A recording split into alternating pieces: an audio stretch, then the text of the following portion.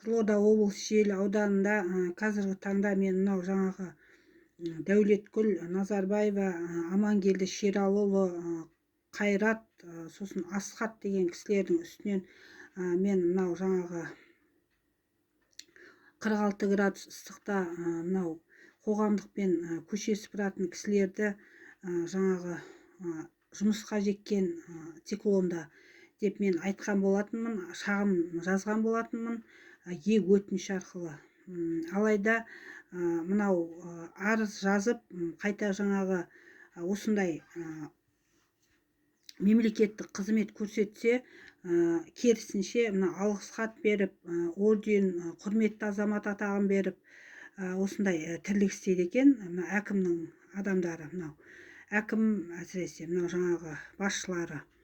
Енді айтайын дегенім, мынау қалай мынау фашистік әрекет танытқан 46 градуста ыстықта, қайнаған ыстықта жұмысқа салған кісілерді, мынау өз қызметін дұрыс атқармаған кісілерге қалай алғыс хат берілген, мен соны түсінбей отырмын.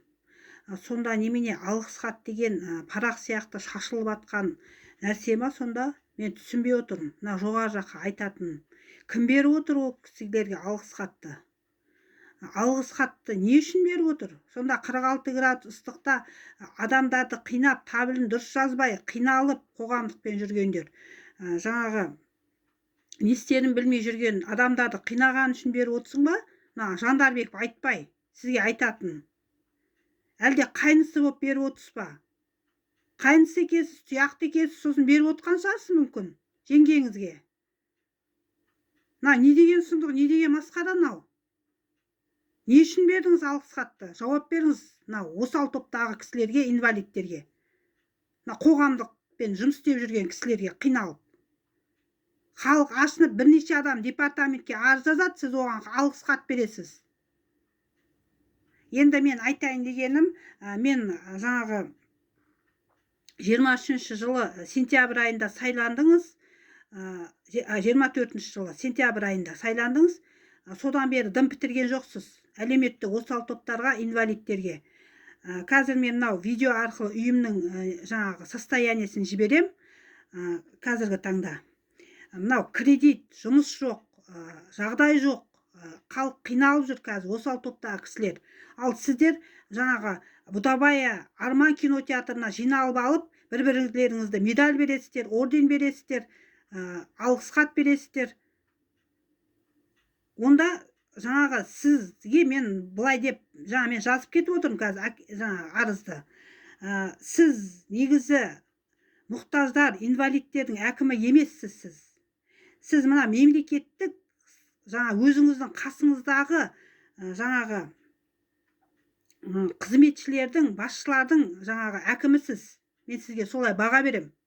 Өткен себебі мен бір апта бұрын арыз жазам, өз қызметін атқармаған, осындай адамдарды жұмысқа салған, қинаған, табелін дұрыс жазбаған деп.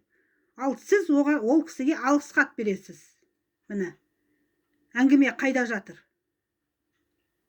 Енді мен айтайын дегенім, мен қазір мынау үйдің суретін салып жіберем видеоменен таратам. Бірақ мен сізді әкім деп бұдан кейін мен есептемеймін. Өйткені өтініш жазғанмен сіз өтінішке андай жауап беріп отырсыз, алғыс хат беріп. Мынау адамдарды қинаған Назарбаева Дәулеткүл деген қызметшілеріңізге. Мысалы, бұдан кейін мынау ешқандай сайлауға барылмайды, ешқандай ауданда әкім сайланбайды, депутат та сайланбайды. Ешқандай менің бюллетенім табылмайтын болады ауданда.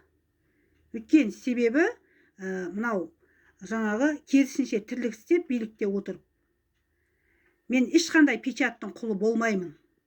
Мен мынау әсіресе мына билік өкілдеріне айтатын. Сіздер жұмыс істейсіздер ма? Істеңіздер. Істемейсіздер ма? Орындарыңызды босатыңыздар. Сіздерді ешкім ұстап тұрған жоқ. Амангелді Шералыұлы деген. Бала биде әкім болдыңыз. Сол кезде Тасбөгеттің сотында бір ана баласынан айырылған кезде сіз сол кезде 4 рет бардық кабинетіңізде болмай шықтыңыз сіз. Кім сізді кандидатураға түсіріп отыр? Кім сізді әкім қылып отыр? ешкім сізді әкім қылып кандидатураға түсіріп отқан жоқ халық тарапынан. Мына 15 депутат бар ауданда. Барлығыңыз жиналасыздар. Мына ардагер үйінде бірнеше рет көрдім. Жасырын түрде жиналыс жасап атқандарыңызды. Аманат партиясында да көрдім. Жасырын түрде жиналыс жасап атқандарыңызды. Бір мұқтаж инвалид барса, кет, қазір полиция шақырам деп қуып шығасыздар. Ешқандай пайдаларыңыз жоқ, пайдаларыңыз жоқ. Ешқандай сіздерді әкім депутат қылып сайлауға лайықты емес деп мен есептеймін өзім. Осы ауданның тұрғыны халқы ретінде. Қасым-Жомарт Тоқаев Кемелұлының назарына мына біз жаңа Қазақстан боламыз дейміз, жаңағы ел боламыз дейміз. Қалай жаңа ел боламыз? Ескі жаңағы қызметшілермен, басшылармен, депутат, әкімдермен.